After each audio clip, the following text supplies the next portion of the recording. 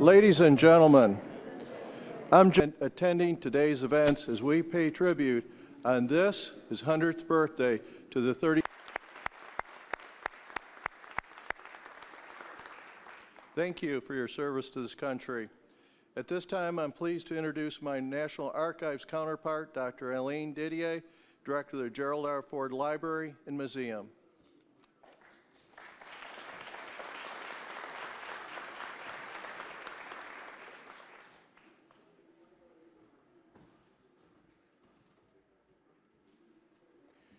Good afternoon, everyone, and welcome to the Ford Presidential Museum. Thank you all for coming today to help us dedicate the newest exhibit in the Ford Museum. We are so grateful to Foundation trustee David Fry for his long-standing and very generous support for the museum and for this model of the USS Gerald R. Ford. This afternoon's program opens a new chapter in the life of this museum. We have had a model of the USS Monterey on exhibit for the past 5 years. This is the ship on which President Ford served during World War II, and it is the ship on which he famously survived Typhoon Cobra and helped fight the fire on board in December 1944 in the South Pacific near the Philippine Islands. With today's unveiling of the model of the USS Gerald R. Ford, we will be able to take our story forward into the 21st century, showing new generations of students what the U.S. Navy's capabilities are for the future. This model will become a core element of the new permanent exhibit we are planning in partnership with the Ford Presidential Foundation. We expect the ship's interactive features to engage museum visitors of all ages in new ways, learning more about President Ford as they understand why he was selected to receive the very high honor of having a ship of the line named after him.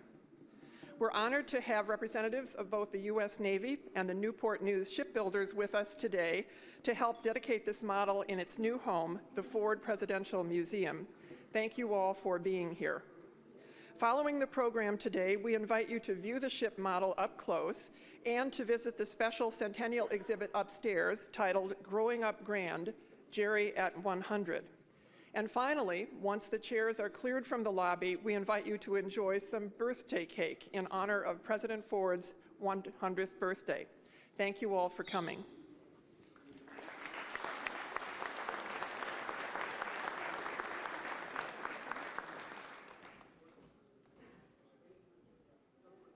Sergeant First Class Alvy Powell serves in the United States Army. Sergeant Powell joined the Army after graduating from the University of Maryland with a voice degree.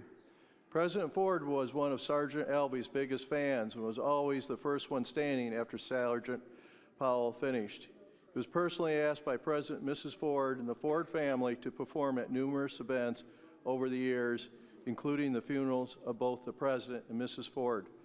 I'm pleased to welcome back to the museum of his dear friend, ladies and gentlemen, First Class Alvy Powell.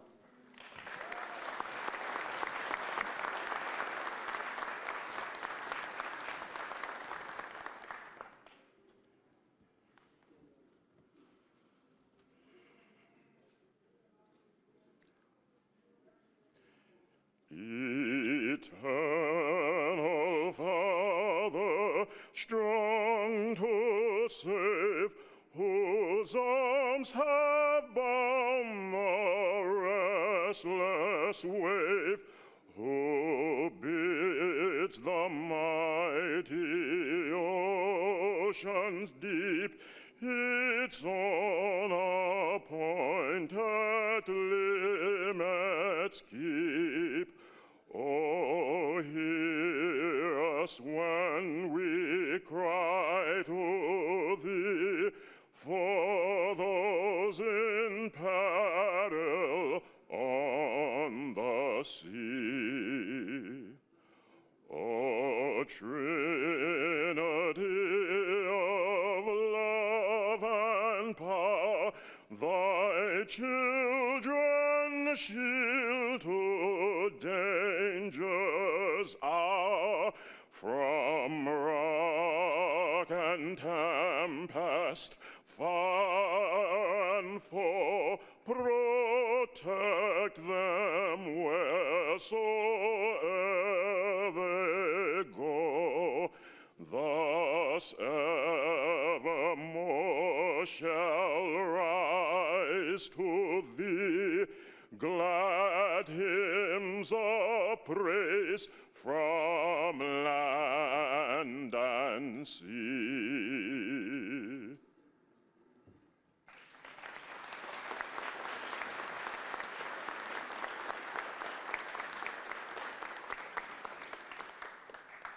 Thank you, Sergeant Powell. Captain John F. Meyer, the commanding officer of the USS Gerald R. CVN 78, is a native of Export, Pennsylvania. Captain Meyer graduated from the U.S. Naval Academy in 1986 with a Bachelor of Science degree in General Engineering. He completed his flight training in Beeville, Texas, and was winged as a Navy aviator in August 1988. During his distinguished career, Captain Meyer has accumulated over 4,000 flight hours, 675 carrier landings. His decorations include Legion of Merit, 3 awards, and various other personal and unit-level awards. He is married to the former Rachel Edwards, who is also joining us today. Thank you for coming. He also is accompanied, he has 2 children, Michael and Matthew. Ladies and gentlemen, it is my high honor to introduce to you the commanding officer of the USS Gerald R. Ford, Captain John Meyer.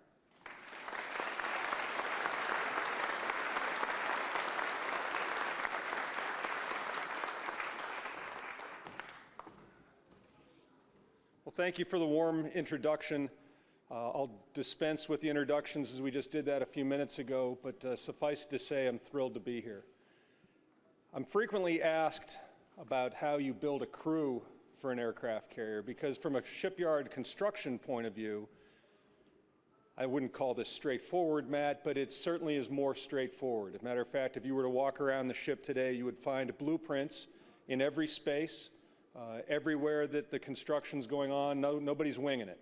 They've got a plan, and it's a thorough plan, and it's been going on for years now, and it'll continue for years into the future. But it's methodical, and it's well thought out, and it's planned, and you've got it right in front of you. I will tell you that I'm fascinated with the shipbuilding process in and of itself. And this is especially true for all the young men and women, the Boy Scouts and the Cub Scouts that are here today. If you are interested in math or science, engineering, applied science, I tell you, that's where it's at. You can read about it in a textbook, but when you are on board that ship under construction, it is engineering at its finest. It is practical math and science put to work to make our nation's finest and the world's most advanced and capable warship. You know, there is no blueprint for a crew. When you start building a crew, you start kind of like you eat an elephant, one bite at a time, right? You start in small steps. You start, right now, we've got about, well, we've got a few folks here, but we've got about 240 or so sailors. That's a little bit less than 10% of the crew today. But as I come here to Grand Rapids and I visit the museum and I spend this weekend and I've gone through this process, I know how you build a crew. And really, all you have to do is look at our namesake. What a brilliant story.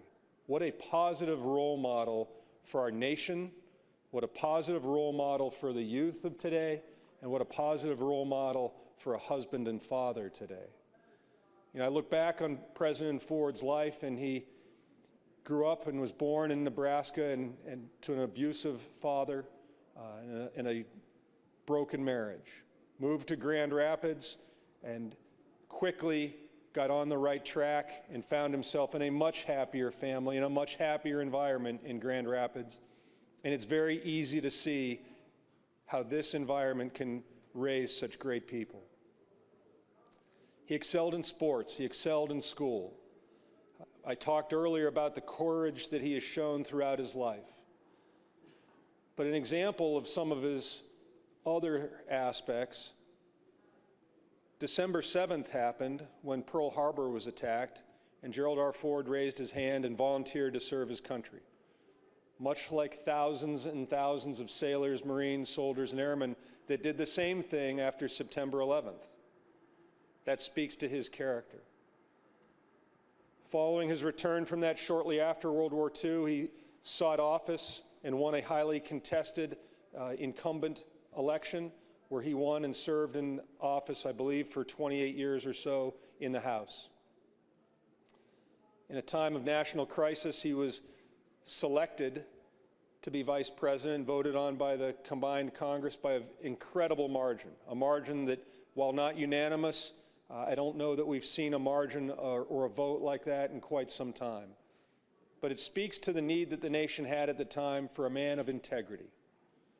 And if you look at the Ford Foundation's motto of integrity at the helm, there's really no finer way, I think, to capture Gerald R. Ford. He was a man of integrity, and he was a man of humility. Little did he know, or perhaps he had an inkling, when he took office as vice president to replace Spiro Agnew, about 10 months later, he would raise his hand and take the oath for president of this nation. He had the moral courage to make decisions that were right for the nation, to heal the nation, and to move forward. That cost him politically, but I'm not sure that that's what really mattered to Gerald R. Ford. I get the sense that he made the right decision regardless of the consequences. You know, we talk about those aspects of Gerald R. Ford. He was also a loving father. And we have the great fortune on this ship to have his daughter, Susan Ford, be our sponsor. I like to say our sponsor and shipbuilder, because she has quite literally built some of this ship. How fortunate is that? He was also a loving husband. So as I look for how you build a crew, well, there's no blueprint for how you build a crew. There is certainly a blueprint for how you build the crew of the USS Gerald R. Ford. All you have to do is look around you. This museum is a tribute to that.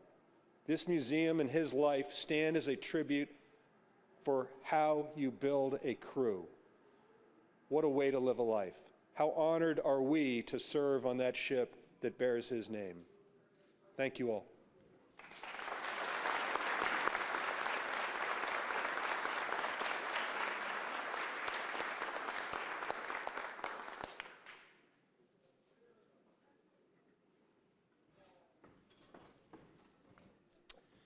Well, good afternoon. In the Navy parlance, we always like to start off with what a great Navy day.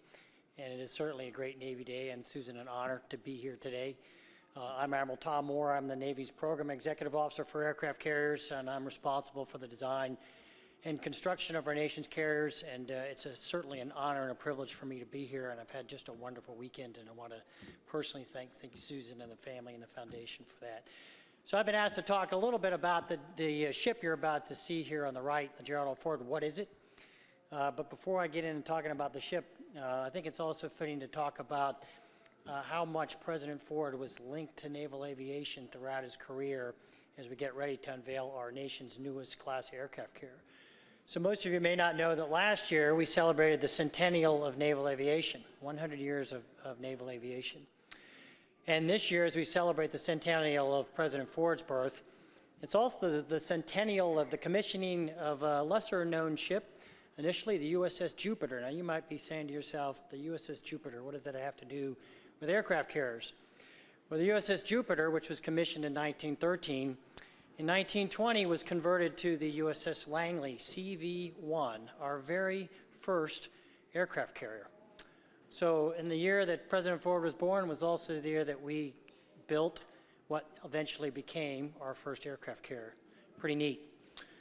You also know, as you can read his bio, he served on USS Monterey honorably during World War II, CVL-26. A lesser-known fact about CVL-26 is when the class of ship was originally being built at the Navy Yard in New York at the time, it was originally supposed to be a Dayton-class light cruiser. And CVL-26, USS Monterey, was originally supposed to be USS Dayton with the hull number 78. So as we get ready to commission the CVN-78, it's kind of fitting to know that the aircraft carrier that President Ford first served on, CVL-26, USS Monterey, was originally had the hull number 78. So fast forward to his days as the president, and the last time that we commissioned the first of a new class of aircraft carrier, USS Nimitz, in 1975, the principal speaker that day was President Gerald R. Ford. And that legendary class of ships, the USS Nimitz class, will be around until 2057. And in fact, the very last ship of that class, CVN-77, the USS George H.W. Bush, also happened to be President Ford's ambassador to China and CIA director, and they also had a close link. So I think it's pretty fitting as we get here today to talk about CVN-78 to see the ties that the president had to naval aviation and to aircraft carriers throughout his life, which is why I think it's so fitting that as we move forward here that our next class of aircraft carrier will be named the Ford class. So we're getting ready to build the CVN-78, and for those of you who have the privilege or the honor of coming out on the 9th of November, when Susan's going to sit there with a bottle of champagne and whack it across the bow as hard as she can and shatter it all over the place and commission that at the Gerald R. Ford. It's going to be a great day. The Gerald R. Ford, when it is commissioned, will be the mightiest warship this country and this world has ever built. It will far surpass the capability of the legendary Nimitz class that we have today. It is an aircraft carrier that will have 25% more combat capability than the Nimitz class carriers. It will have brand new catapult systems, brand new arresting gear, brand new radar systems. Essentially, everything on this ship is a technological marvel. The ship is designed with 3 times the electrical generating capacity of the Ford class, which will allow it to handle the weapons of the future. And as we move into the future with unmanned aircraft and directed energy weapons, and for you Boy Scouts and Star Trek fans, think photon torpedoes, it's not a stretch to think that as we move into a new era of weapons, that the Gerald R. Ford is poised today with the capacity that's built in that ship to handle it. And lastly, and just as important in these days of tight budgets, the ship is designed over its 50-year life cycle to operate at $4 billion less than the cost of a Nimitz class carrier today, and that's pretty substantial. Now, we like to say in the carrier business that and the Gerald R. Ford, by the way, when commissioner in 2016, will be around for 50 years, till 2056. So we have a say in the carrier business that the last commanding officer of the Gerald R. Ford hasn't even been born yet, to just give you a sense of how long we keep these aircraft carriers around. And as we celebrate the centennial of President Ford, it's also fitting to note that this class of ship, the Gerald R. Ford class, with CVN-78 being the very first ship of the class, will be around for another 100 years. So as we celebrate the centennial of this great president, just know that the first ship of this class will be the first ship of a class that will also be around for another 100 years. So I think in total, it's fitting that we're going to show you this model today of what's going to be a tremendous ship and to be a true legacy to a great president. And I'm pretty honored to be here today. So it's my honor at this point to introduce the president of Newport News Shipbuilding, Matt Mulhare.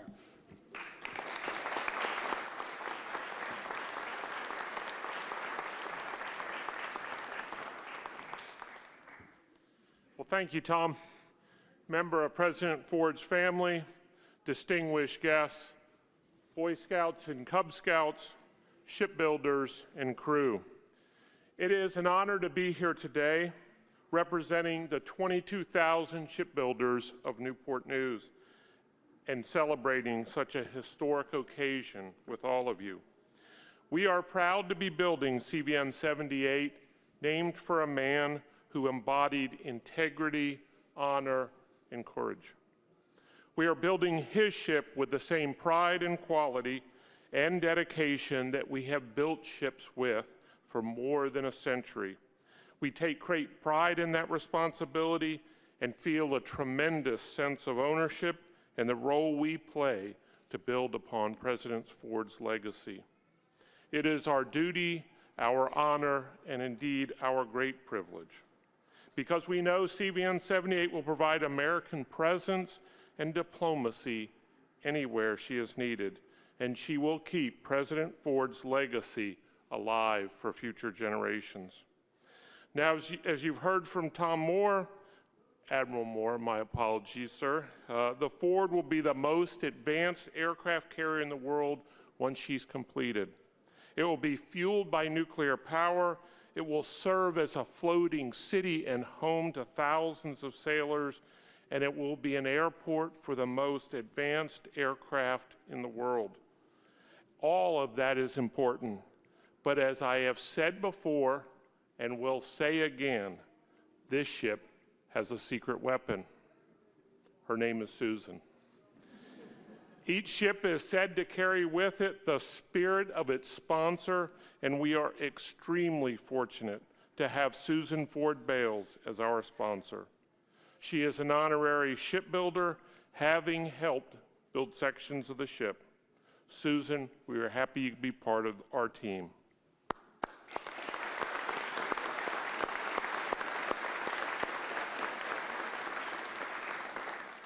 We ran an ad today in the Grand Rapids Press.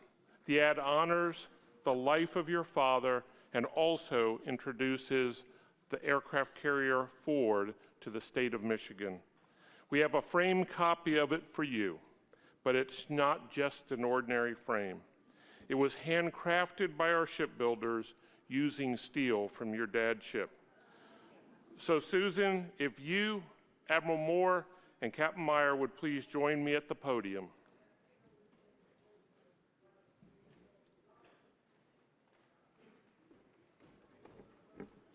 Yeah, I think so.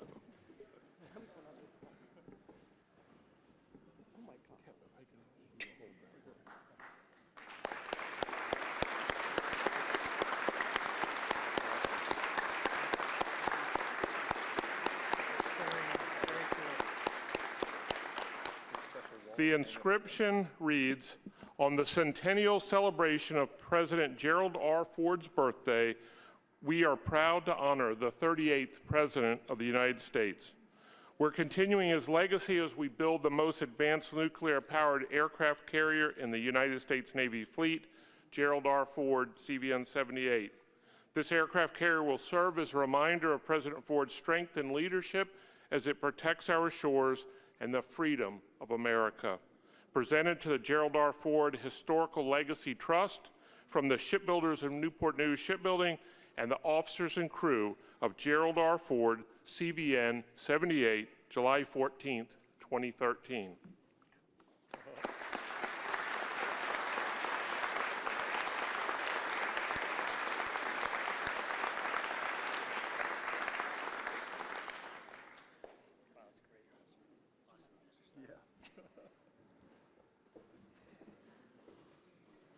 Thank you.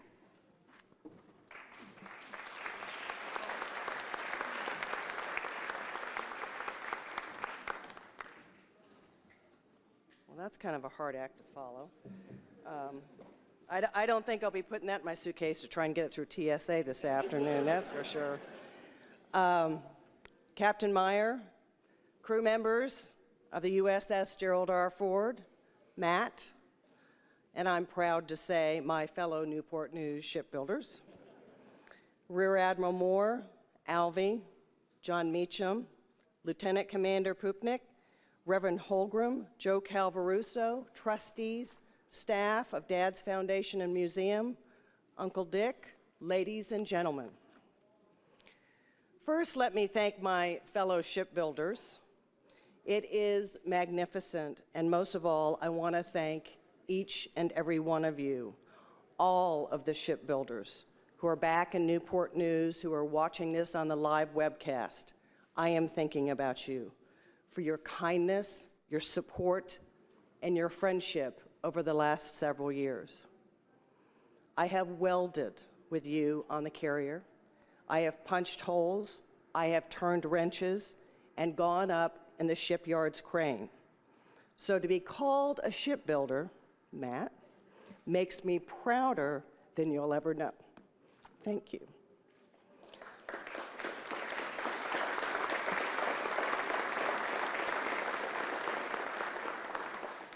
Captain Meyer and the crew members of the USS Gerald R. Ford, your patriotic commitment has been displayed magnificently this weekend in Dad's hometown. Your integrity is now part of the fabric of his rich legacy. He, as an I, would be so honored and proud that his name will be permanently associated with you and the thousands of future sailors who will serve aboard the USS Gerald R. Ford for decades. Ladies and gentlemen, but I also want to tell everyone here about a new scholarship. Wings Over America has established the USS Gerald R. Ford CVN 78 Scholarship Fund. The fund is to provide college scholarships to dependent children and some of the ship's crew, and we've placed brochures on the table over here next to the model.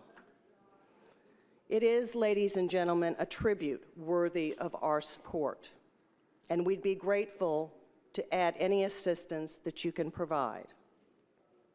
I'd like to ask Captain Meyer to come up here and join with me at the podium.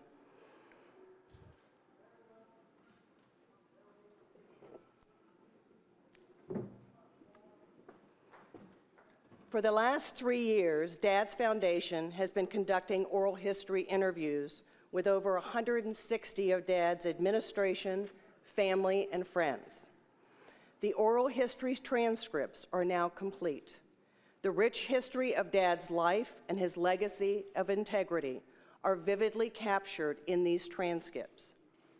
Captain Meyer, you and your crew are continuing that legacy and integrity. And I have here the first DVD transcripts of the oral histories at this time, and it is my honor to present to you, to Captain Meyer and the crew of the USS Gerald R. Ford, the oral histories of President Gerald R. Ford.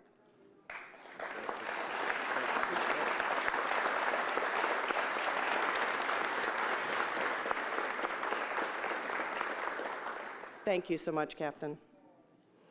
By 1941, Dad had graduated from Yale Law School and begun a law practice here in Grand Rapids. His professional life was blossoming. But then on December 7th, it all changed, and Dad and our country. But there was one thing alone Dad wanted to do, and it was not to continue his law practice, and Dad promptly enlisted in the Navy. And he went on to serve as lieutenant commander aboard the U.S. carrier USS Monterey in the South Pacific. Now, 70 years later, his name is affixed to the Navy's newest carrier and the new class, the Ford class.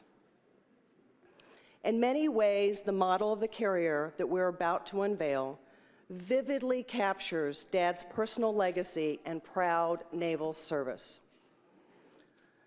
So I share with you my hope. Many visitors who look upon this model recall the extraordinary life of Grand Rapids' favorite son. And many may marvel at the skill and patriotic commitment to excellence of the shipbuilders of Newport News. And may they recall that Dad asked God's blessing for the brave men and women who will serve aboard the USS Gerald R. Ford.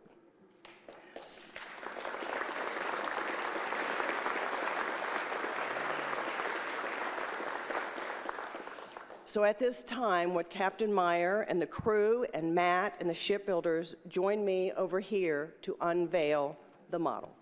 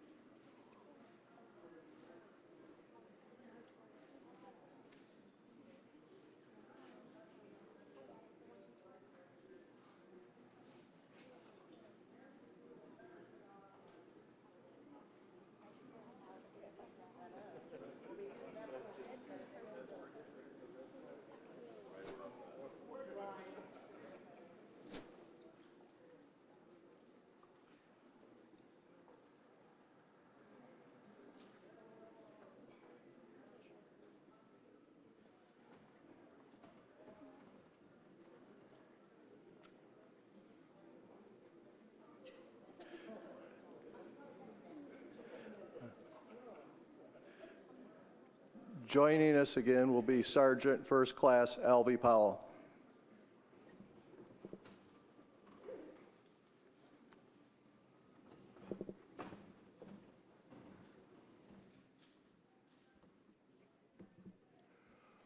While the storm clouds gather far across the sea, let us swear allegiance to a land that's free. Let us all be grateful for a land so fair, as we raise our voices in a solemn prayer. God bless America, land that I love. Stand beside her and guide her through the night with a light from above. From the mountains to the prairies, to the oceans wide with foam.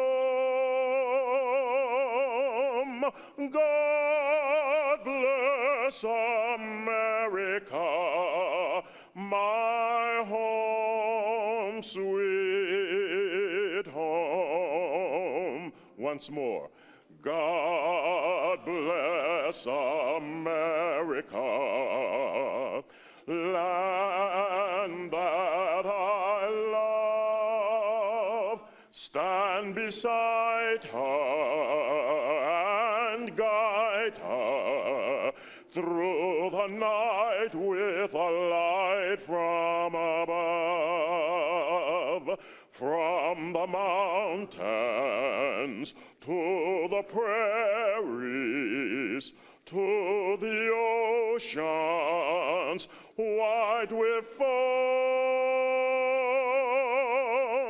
God bless America, my home, sweet home.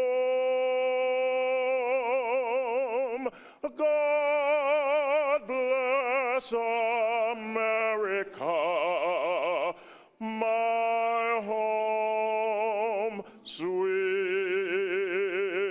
home.